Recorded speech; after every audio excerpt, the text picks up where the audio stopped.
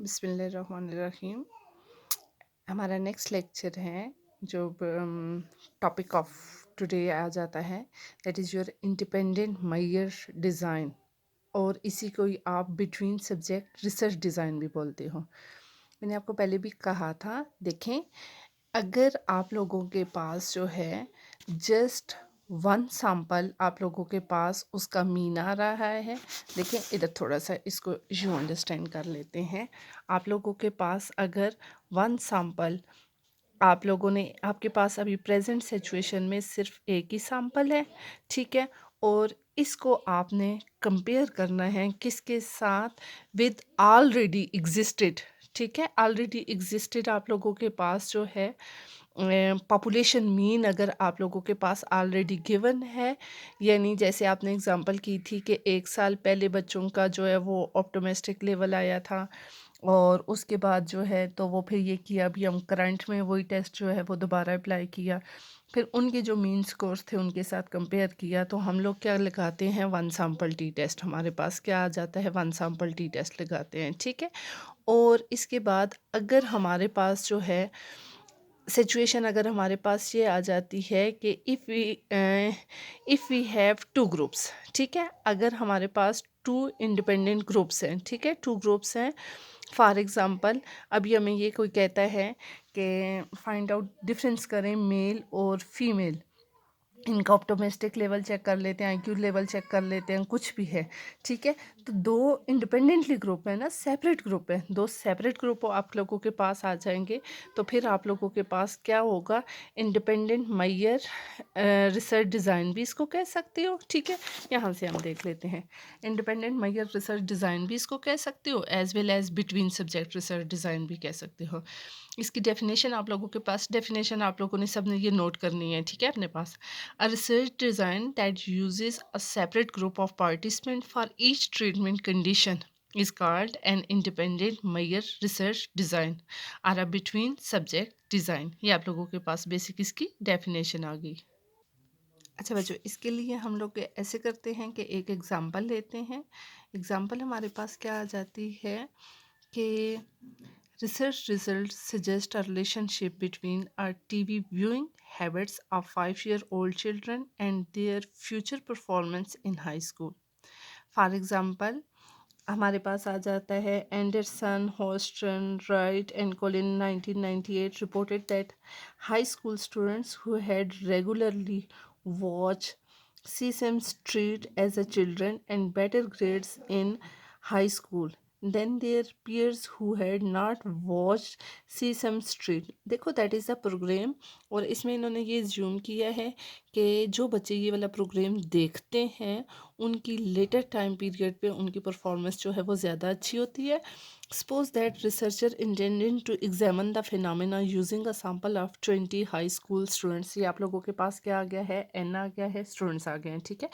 अच्छा, इसमें और क्या है, the researcher first survey the students' parents to obtain information on the family TV viewing habits during the time that the students were 5-year-old. Based on the survey result, the researchers select a sample of n is equal to 10 with the history of watching Sesame Street program। अच्छा देखें, हमारे पास total जो हैं वो 20 बच्चे हैं, इनमें से 10 बच्चे ऐसे हैं जो सी सेम स्ट्रीट प्रोग्राम जो है वो देखते हैं, और 10 बच्चे हमारे पास ऐसे हैं जो सी सेम स्ट्रीट प्रोग्राम जो है वो नहीं देखते हैं।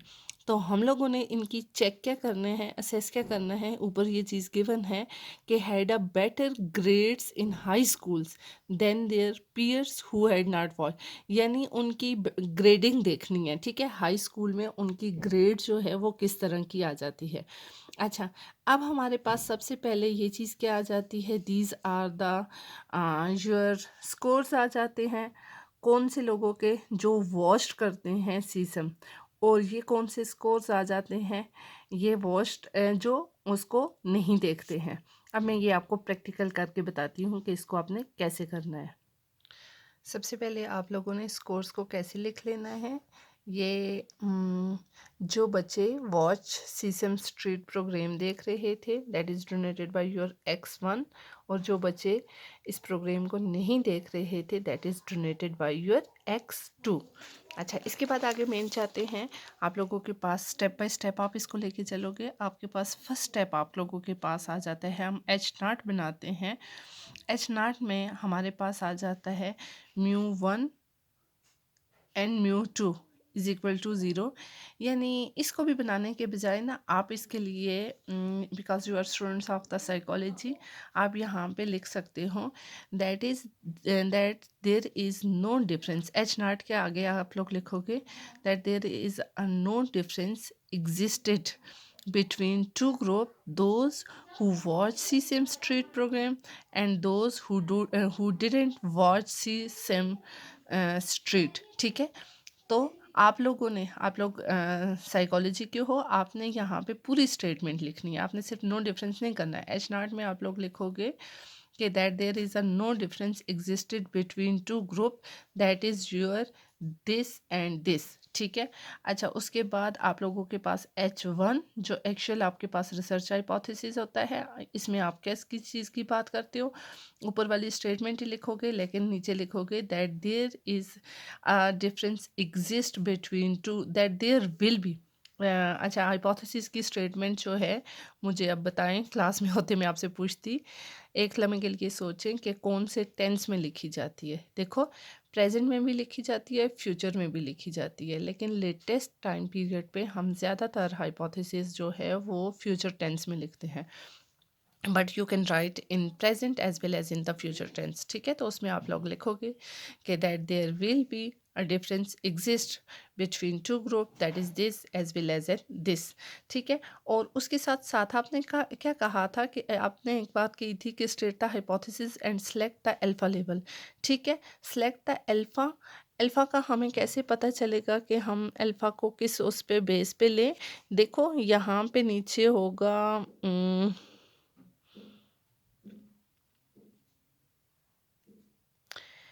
एक सेकेंड, इसमें क्वेश्चन में ना हमें जो है वो गिवन होता है alpha. Note that this is independent measure using two separate sample representing two distinct population of the high school. The research would like to know whether there is a significant difference between two type of school students or not. अच्छा जी, alpha हमें कहाँ पे given है? Students who do not watch the program high school and recorded this. ठीक है, अच्छा, यहाँ पे इसका अल्फ़ा आप लोगों के पास गिवन है, वी सेट अल्फ़ा 0.01। मैंने आपको बताया था कि हम लोग जो है उसमें अपनी सोशल साइंसेज में मोस्टली 0.05 यूज़ करते हैं, but some time it may be अगर अल्फ़ा हमें गिवन हो तो वो हम लोग क्या करते हैं कि अल्फ़ा एज इट इज़ लिखते हैं। तो यहाँ पे अल्फ़ा हमें गिवन है, दैट इज़ 0.01 है। ठीक है, अच्छा, जब भी मैं इंशाल्लाह आप लोगों को क्वेश्चन दूंगी, बल्कि ऑफिशियली जब भी क्वेश्चन होता है तो उसमें अल्फ़ा की वैल्यू आपको गिवन होती है। ठीक है, आप लोग इस चीज़ में कंफ्यूज नहीं होना कि हमें कैसे पता चलेगा क्या अल्फ़ा है। लाइक जैसे यहाँ पे आके आपकी क्वेश्चन की स्टेटमेंट ख़त्म होती है तो मैं आपसे कह दूंगी कि आप लोग साथ इसको सॉर्ट आउट करें एट अल्फ़ा व्हाट लेवल। ठीक है, अगर गिवन ना हुआ तो आप 0.05 पे करोगे, अगर गिवन हुआ तो फिर आप देख लेते हो। अच्छा, नेक्स्ट आप लोगों के पास स्टेप आ जाता है, स्टेप 2 है कि इसमें आप लोगों के पास हमारे पास क्या आ जाता है कि this is an independent measure design the T test for the data has degree of freedom determined by. अच्छा, इसमें हम लोग जो है बल्कि अच्छा बच्चों, स्टेप 2 के लिए आप लोगों ने जैसे पहले लिखा था ना, इन द सेम वे आप you can right locate the critical reason. Locate the critical reason में आप लोगों ने क्या चीज़ें फाइंड आउट करते हो, आगे सेम आ जाता है। ठीक है, that is your degree of freedom. देखो, डिग्री ऑफ फ्रीडम आप लोगों के पास 2 वेज से आ जाती है। ठीक है, एक तो आप लोगों के पास ये आ जाता है degree of freedom 1 plus degree of freedom 2। देखो, जैसे उधर आप लोगों ने डिग्री ऑफ फ्रीडम कैसे फाइंड आउट की थी, n-1 किया था ना, तो ये आपके पास क्या आ गई है, डिग्री ऑफ फ्रीडम 1, और दूसरी आप लोगों के पास क्या आ जाती है, डिग्री ऑफ फ्रीडम 2, n2-1। ठीक है, n1 आपके पास सैंपल कितना है हमारे पास, जस्ट 1 मिनट। अगर ऊपर सैम्पल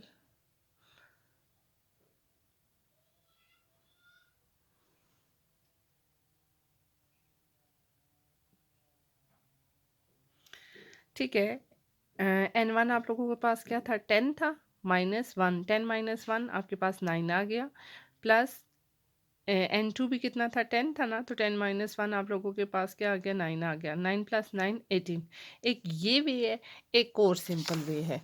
देखो जैसे आप लोगों ने किया था ना उधर N-1 कर लिया था, ठीक है, पहले उसमें N-1 इज इक्वल टू आप लोगों के पास जो भी आंसर आ जाता था, ये 1 सैम्पल टी टेस्ट के लिए था, ठीक है। अब जब आप इंडिपेंडेंट या 2 सैम्पल टी टेस्ट के लिए करोगे तो आप लोग सिंपल इसको ये कर लो, because you have 2 sample, that's way you can write N-2 is equal to N आप लोगों के पास क्या है, 20 है ना, टोटल 20 का सैम्पल है, माइनस आप लोगों के पास 2 आ गया, इज इक्वल टू 18 आ गया। These are the 2 ways to find out the degree of freedom.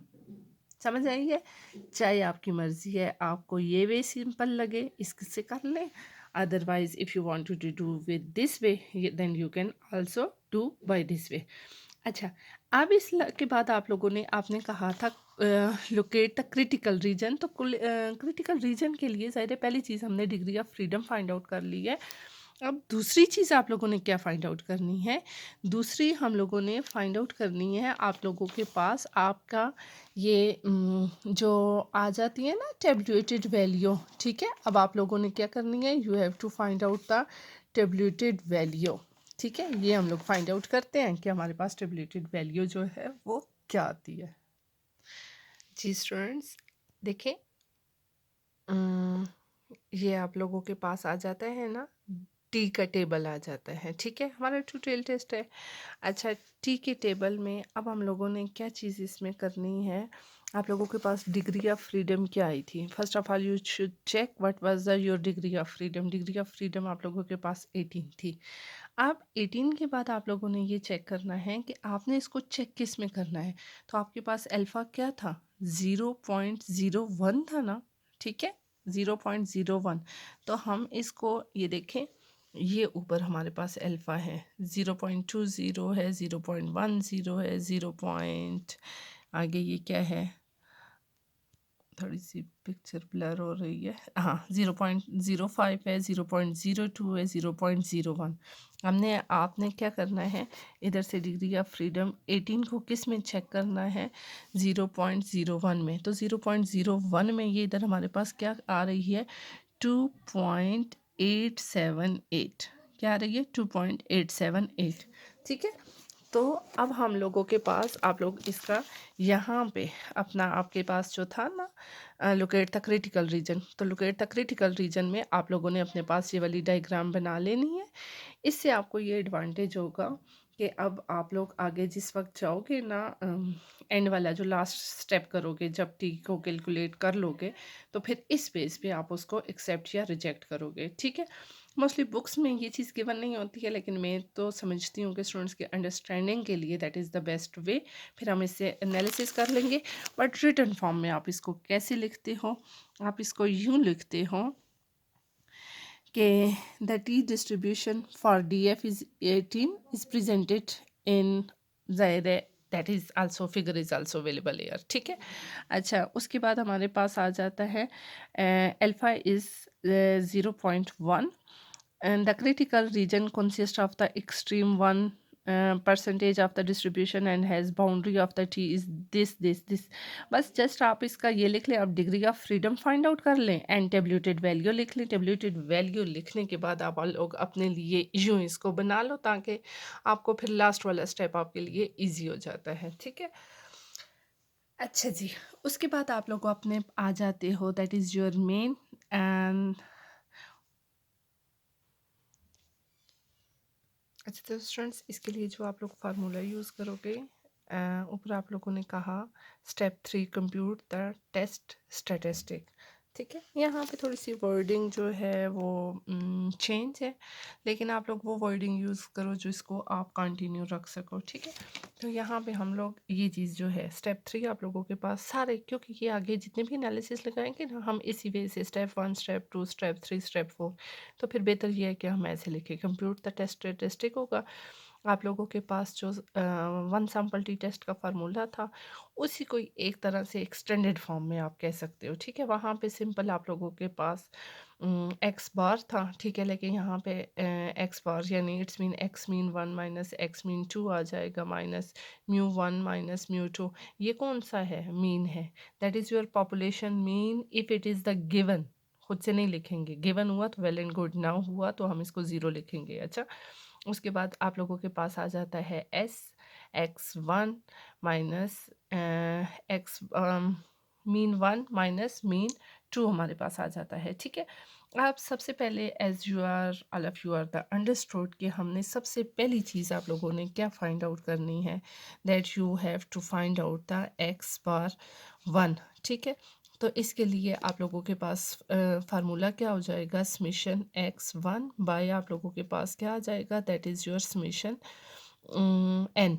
ठीक है, that is you can say simple N भी कह सकते हो। ठीक है, तो इधर आप लोगों के पास ये जब इनको आप लोगों ने कंप्यूट किया तो समेशन एक्स आप लोगों के पास क्या आया? दैट इज़ योर 930 आ गया। ठीक है, इज इक्वल टू 930 आ गया। 930 के बाद आप लोगों के पास आ गया टोटल कितना था? That was your one group का, दैट वाज योर 10 था। ठीक है, तो इसका जब आप लोगों ने मीन फाइंड आउट किया तो आप लोगों के पास एक्स मीन 1 आप लोगों के पास कितना आ गया है? That is your 93। In the same वे अब आप लोगों ने क्या करना है? एक्स मीन 2 फाइंड आउट करना है। तो एक्स मीन 2 भी सेम इन द सेंस आप लोगों ने सबसे पहले क्या करना है? इन सारी चीज़ों को जो है वो कैलकुलेट करना है। तो कैलकुलेट जब आप लोगों ने किया तो यहाँ पे आप लोगों के पास आ गया दैट इज़ योर 850। ठीक है, ये लिखने में थोड़ा सा मैंने कर दिया है, गलती कर दी है। दैट इज़ योर 850 हमारे पास आ गया। ठीक है, तो अब इसको हम यूँ इधर कैसे करेंगे? That is your X bar 2 is equal to that is your summation X 2 by N आ गया इज इक्वल टू आपके पास ये कितना आया था? दैट वाज योर 850 आ गया था। ठीक है, बाय आप लोगों के पास क्या आ गया? 10 आ गया। इसका जब आप लोगों ने मीन फाइंड आउट किया तो आप लोगों के पास मीन कितना आ गया? That is 85। अच्छा, अब इसके बाद नेक्स्ट स्टेप आप लोगों को जहन में आना चाहिए कि क्या स्टेप हो सकता है। देखें, अब हमें आगे अच्छा, तो इसके लिए फार्मूला के अकॉर्डिंग आप लोगों ने ये एक्स बार 1 भी फाइंड आउट कर लिया, 2 भी फाइंड आउट कर लिया। ये आपको क्वेश्चन में देखना पड़ेगा कि म्यू 1 गिवन है या नहीं गिवन है। ठीक है, अब हमारा जो मेन जिस चीज़ पे हमने एम्फेसिस करना है वो इस पे करना है। ठीक है, S x bar 1 minus S x bar 2। अब देखते हैं कि इसको हम लोग कैसे फाइंड आउट करते हैं। तो इसको फाइंड आउट करने के लिए एस एक्स बार हमारे पास जो है पहले 1 को फाइंड आउट करते हैं। ठीक है, ये 1 आ जाता है तो ये किसके इक्वल आ जाएगा? इज इक्वल टू जैसे आपने सिंगल टेस्ट में किया है ना, एस स्क्वेयर बाय एन। अब एस स्क्वेयर आपके पास क्या होता है? इसको कहाँ से आप फाइंड आउट करोगे? ये आप करोगे, एस स्क्वेयर का फार्मूला आपके पास क्या होता है? Is equal to S S divided by degree of freedom D F. ठीक है, अब आपने सोचना है कि एस एस क्या है। तो एस एस हमारे पास आपके पास क्या आ जाता है? Is equal to summation X 1 minus X bar 1 whole square. तो अब ये चीज़ हम लोगों ने कैसे आप लोगों ने फाइंड आउट करनी है? ठीक है, ये इन द सेम वे जैसे हम लोगों ने पहले सबसे पहले आप लोगों को क्या चीज़ फाइंड आउट करनी पड़ेगी? एक्स माइनस एक्स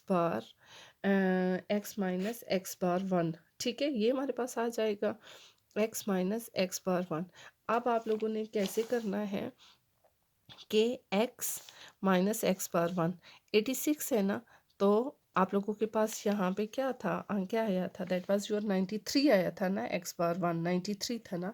अब 86 माइनस 93 करो जो वैल्यू आती है। ठीक है, इस वैल्यू को यूँ यहाँ तक लेके आओ। ठहरो मैं करके बताती हूँ। जी तो स्टूडेंट्स, ये मैंने आप लोगों के लिए कर लिया। हमें चाहिए क्या था? सबसे पहले हमें चाहिए था S S S is equal to चाहिए था। ठीक है, that was the summation X 1 minus summation X bar 2। ठीक है।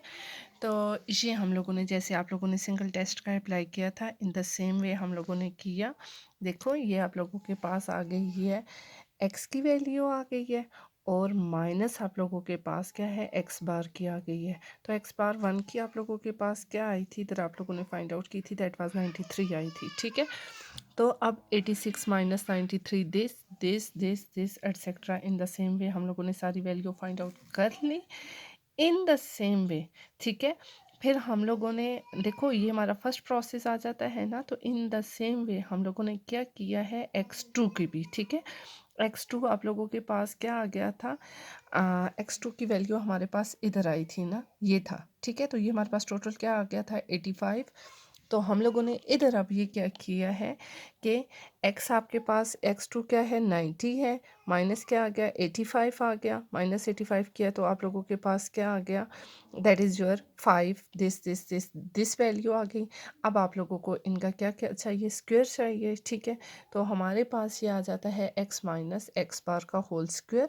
ये आप लोगों ने देखें, 7 7 ज़ार 49, 6 एट्सेट्रा। ठीक है। ये x माइनस एक्स बार है, तो इसका होल स्क्वायर, ये सारी वैल्यू आ गई है। इन द सेम वे फिर हम लोगों ने क्या किया है, जहाँ पे हमें SS2 चाहिए होगा। ठीक है। तो उसके लिए भी हमने साथ साथ ये सारा काम कर लिया है। ठीक है। तो इसके साथ ये हमारी कंप्यूटेशन यानी कंप्यूट जो हम लोगों ने करना है ना, ये कर लिया। अब इसको हम लोगों ने एडजस्ट करना है किस में, अपने उसमें क्या कहते हैं, हाँ, अपने फार्मूला के अकॉर्डिंग। ठीक है। तो ये आप लोगों के पास क्या आ गया, SS। तो SS1 हमारे पास क्या चीज़ आ जाती है, ठीक है, इसको SS1 आप कह सकते हो। SS1 आप लोगों के पास इज इक्वल टू क्या आ गया था, दैट इज़, इधर हम चेक कर लेते हैं, SS1 हमारे पास क्या आ गया है, दैट इज़ योर 200। ठीक है। SS1 इज इक्वल टू 200 आ गया। और एस स्क्वेयर इसका, एस स्क्वेयर आपके पास क्या आ जाएगा, SS1 का आपके पास क्या आ गया है, that is your 200 by, that is your degree of freedom कितनी थी। ठीक है। यहाँ पे डिग्री ऑफ फ्रीडम सिर्फ हमें SS1 की डिग्री ऑफ फ्रीडम चाहिए। तो 1 की आप लोगों के पास क्या है, 10 का सैंपल है ना, 10 है ना। ठीक है। तो 10 माइनस 1 आप लोगों के पास क्या आ गई है, 10 माइनस 1 आप लोगों के पास क्या आ गया है, दैट इज़ योर 9 आ गया है। ठीक है। तो इसके बाद आगे साथ इसको देख लेते हैं, 2200 सॉरी, डिवाइडेड बाय 9 हमारे पास क्या आता है। जी तो स्टूडेंट्स, यहाँ तक तो आई होप सो कि आप लोगों को क्लियर हो गया कि हमने इसके लिए कौन कौन से प्रोसेस किए, x माइनस एक्स बार 1 कैसे फाइंड आउट किया, इसका स्क्वायर कैसे किया, इन the same way x2 minus x 2 बार कैसे फाइंड आउट किया, एज वेल एज उसका स्क्वायर कैसे फाइंड आउट किया। तो ये वाली जो चीज़ हमारे पास आ जाती है ना, that is consider as SS1 and it will be consider as SS2। Why, because you are fully aware about their formula आप लोगों के पास, SS1 का फार्मूला आप लोगों के पास क्या आ जाता है, that is your summation x this. ठीक है। ये आपने पहले वाले उसमें भी किया हुआ है। अच्छा, इन द सेम वे हम लोग SS2 भी फाइंड आउट कर लेंगे। अच्छा, अब इसमें ना माइल्ड सा चेंज है जो हम लोगों ने पहले किया था। ठीक है। सिंगल सैम्पल टी टेस्ट पहले जो फाइंड आउट किया था, माइल्ड सा चेंज हमारे पास ये आ जाता है कि इसके लिए हमें न जो है ना, वो पूल्ड वेरिएंस फाइंड आउट करना पड़ेगा। ठीक है। क्या फाइंड आउट करना पड़ेगा, इंडिपेंडेंट सैम्पल टी टेस्ट के लिए आपको S स्क्वायर बाय P होगा। ठीक है। पूल्ड वेरिएंस इसको बोलते हैं। पूल्ड वेरिएंस की डेफिनेशन आप लोग देख ले। पूल्ड वेरिएंस आप लोगों के पास क्या चीज़ आ जाती है, ये हमारे पास आ जाता है, पूल्ड वेरिएंस आ जाता है कि to combine the two sample variance, दो सैम्पल के वेरिएंस को या उनके मीन को जब हम कंबाइन कर रहे होते हैं in a single value is called the pooled variance. ठीक है। तो ये हमारे पास पूल्ड वेरिएंस होता है। तो पूल्ड वेरिएंस को फाइंड आउट करने का हमारे पास जो फार्मूला आ जाता है, जैसे ऊपर हमने उसमें 1 सैम्पल टी टेस्ट में आप लोगों ने इधर लिखा था ना, S square is equal to SS divided by degree of freedom. ठीक है। ये तो याद है ना। तो पूल्ड वेरिएंस का इसी से चेंज हो जाएगा। ठीक है, जब हम दो वैल्यूज़ का मीन आप लोग आपस में कंबाइन कर रहे होते हो, ठीक है, टू वेरिएंस जो होता है उसको सिंगल वैल्यू में कन्वर्ट कर रहे होते हो तो पूल्ड वेरिएंस आ जाता है। ये आपके पास आ जाता है, पूल्ड वेरिएंस का फार्मूला आ जाता है। S square P stand for pooled is equal to S S one plus S S two divided by degree of freedom one plus degree of freedom two. ठीक है, अब आप लोगों ने इधर से नोट डाउन करनी है कि what is the definition of the pooled variance as well as the formula of the pooled variance. अब इसको हम प्रैक्टिकल अप्लाई करते हैं कि पूल्ड वेरिएंस आप लोगों ने कैसे फाइंड आउट किया। ठीक है, pooled variance S S one आप लोगों के पास क्या चीज़ आई थी, that is your S S one क्या आ गया था, दैट वाज द 200 आ गया था ना, क्योंकि एस एस वन का फार्मूला हमारे पास ये था ना कि that is the summation of the x1 minus X bar 200 आ गया था। ठीक है, तो ये आपके पास क्या आ गया है, दैट इज़ योर 200 आ गया है। In the same way S S two आप लोगों के पास क्या था, दैट वाज योर 160 था। ठीक है, एस एस टू का भी सेम फार्मूला आप लोगों के पास आ जाता है। वो क्या था आप लोगों के पास, summation x2 minus X bar X two. ठीक है, इसका होल स्क्वायर भी हम लोगों ने लिए हुए। ठीक है, जस्ट 1 मिनट, फिर इज माई पेन। अच्छा, इसके ऊपर जो है ना वो आप लोगों ने ना इसके ऊपर मस्ट है यहाँ पे ये स्क्वायर लेना है। ठीक है, ये आपके पास इधर स्क्वायर है इसका। अच्छा, ये हमारे पास अब आप लोगों के पास इधर ये आ गया, एस एस वन क्या आया था, 200 आया था। एस एस टू क्या था, 160 था। डिग्री ऑफ फ्रीडम वन क्या था, ये भी 9 थी। टू क्या थी, ये भी 9 थी। अब आप लोगों के पास जब आपने इसको टोटल किया तो दैट इज़ योर 360 आ गया, डिवाइडेड बाय 18 आ गया। इसको डिवाइड आप लोगों ने किया तो दैट इज़ योर 20 आ गया। यहाँ तक अभी हम लोगों ने क्या चीज़ फाइंड आउट की है, we have to find out the pooled variance. ठीक है, पूल्ड वेरिएंस के बाद आगे हम लोग देखते हैं। अब हम लोगों ने क्या फाइंड आउट करना है, एक्स बार हमारे पास आ जाता है 1 एंड एक्स बार 2 हमारे पास आ जाता है। तो इसका फार्मूला देखो, उधर आप लोगों के पास एस स्क्वेयर डिवाइडेड बाई सिर्फ एन था ना।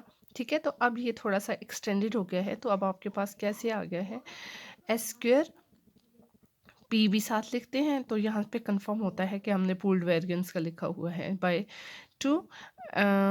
और यहाँ पे हमारे पास सॉरी ये n1 है। ठीक है ना, दैट इज़ n2 नहीं है, ये आप लोगों के पास क्या है, दैट इज़ योर n1 है। अच्छा, उसके बाद हमारे पास क्या आ जाता है, इट इज़ योर n1 है। उसके बाद हमारे पास क्या आ जाता है, एस स्क्वेयर पी n2 आ गया। इसको जब आपने फाइंड आउट किया तो ये पूल्ड वेरिएंस ऊपर आप लोगों के पास 20 आया हुआ था ना, तो अंडरस्टूड है ये 20 आ जाएगा। 20/10, 10 क्या है, सैम्पल साइज जो n1, और एज वेल एज 20/दिस। ठीक है, तो इसको इन दोनों को आपने फाइंड आउट किया तो इसको डिवाइड किया, इसको भी डिवाइड किया, +2, तो ये आप लोगों के पास क्या आ गया, 2 + 2 आ गया, इज इक्वल टू आप लोगों के पास आगे क्या आ गया है, दैट इज़ योर √4 आ गया। √4 आप लोगों ने फाइंड आउट किया, तो यहाँ तक आपका आंसर जो है दैट इज़ योर 2 आंसर आ गया है। ठीक है, यहाँ तक बात आप लोगों को क्लियर हो गई है। अब इसको आप लोगों ने जो फार्मूला लिखा था, मेजर फार्मूला, अब आप लोगों ने इसको इसमें पुट करना है। ठीक है, आप लोगों के पास ये क्या है, that is your x1 bar x2 बार, ये आप लोगों के पास कितना आया है। ठीक है, मैं इसको रफली सा इधर ही शार्ट सा मैं आप लोगों को करके साथ साथ बता देती हूँ। ये आप लोगों के पास इधर क्या आया था, 93 आया था। ठीक है, 93 माइनस दूसरी चीज़ क्या आई थी, दैट वाज योर 85 आई थी। ठीक है, तो ये मैंने आपको कहा था कि म्यू की वैल्यू गिवन होगी तो हम करेंगे, नहीं होगी तो हम ज़ीरो लिखेंगे। खुद से आप लोगों ने कुछ भी नहीं लिखना है। ठीक है, ये हो गया। डिवाइडेड बाय आपके पास इधर कौन सी वैल्यू आई थी, दैट वाज योर 2 आया था। ठीक है, इसकी वैल्यू एस एक्स बार 1 और 2 की आपके पास वैल्यू 2 आ गई थी। जब 2 आ गई है, अच्छा अब इसको हम लोगों ने फर्दर जब किया तो ये आप लोगों के पास क्या आ गया, दैट इज़ योर 8/2 आ गया। ठीक है, 8/2 आ गया। 8/2 है, इसको आपने किया तो that is your 4। Now your T value, आपकी टी वैल्यू क्या आ गई है, T value is equal to, या calculated value is equal to आपके पास 4 है। ठीक है, इसको देख लें, T value is equal to 4, ये आप लोगों के पास इसकी कैलकुलेशन है। अब आप लोगों के पास जो चीज़ आ जाती है that is your step number 4। ठीक है, स्टेप नंबर 4 आप लोगों के पास क्या होता है,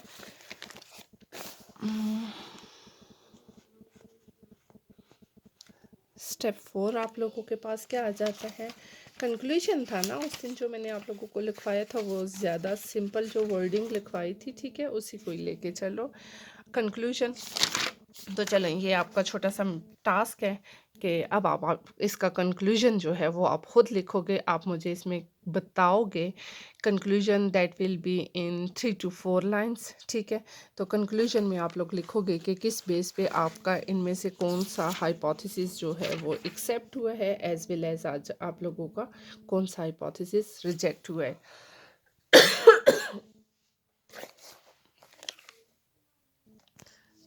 चलिए मैं आपको खुद ही बता देती हूँ। अब देखो, ये आप लोगों की टेब्यूटेड वैल्यू थी ना, दैट वाज 2.878 आई थी, ठीक है।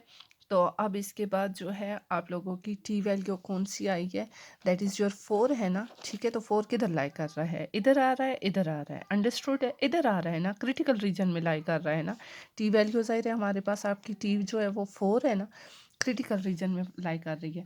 क्रिटिकल रीजन में लाई करेगा तो आप क्या कंक्लूजन क्या लिखोगे, आप लोग लिखोगे कि आपका जो पहला नल हाइपोथेसिस था वो रिजेक्ट हो गया है और आपका अल्टरनेट हाइपोथेसिस एक्सेप्ट हो गया है। It's mean that there is a difference. इसके लिए वर्डिंग यहाँ से देख लें, ये वर्डिंग आप लोगों ने लिख लेनी है, ठीक है।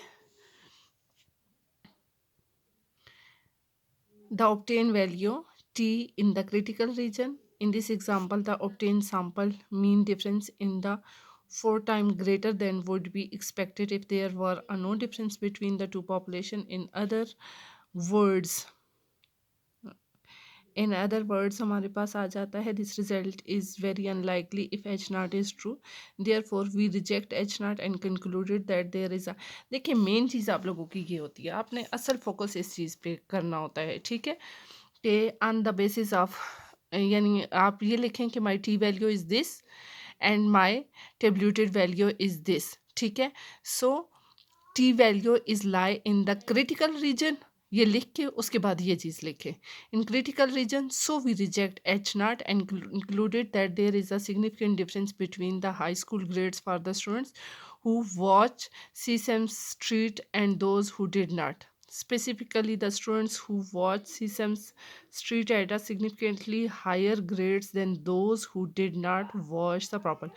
यहाँ से आपने एज इट इज़ कर देना है, ठीक है। वी रिजेक्ट से लेकर तो शुरू में सबके लिए ये आप लोगों ने लिख लेंगे कि the obtain or the t value is lie in the critical region, that's why we reject h naught and accepted alternate hypothesis। that is end of your lecture, ठीक है। आज का आपका लेक्चर यही था, with all my best wishes. अच्छा, अब आप लोगों ने ऐसे करना है कि इसको साथ साथ प्रैक्टिकल करके फिर उसके बाद आप लोगों ने, आपके पास स्टेटिस्टिक की बुक्स हैं नहीं भी हैं तो तब भी कहीं से एक एग्जांपल देख के उसको फाइंड आउट आपने करना है, with all my best wishes.